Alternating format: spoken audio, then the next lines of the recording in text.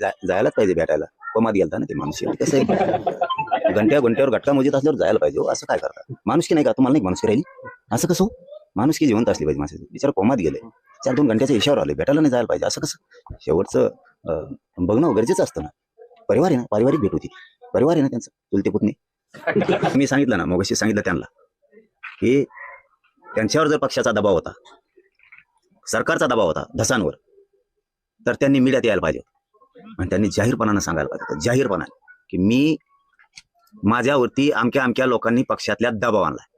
मला म्हणते धनंजय मुंडेकडे जाय, हे मॅटर दाबून टाक, तू त्याच्याशी मैत्री कर, हे विषय सोडून देतो दी, मला म्हणते तुला कामं देतो, तो हा विषय सोड, त्याला भेट, मध्यस्थी आम्ही घडून आणतो.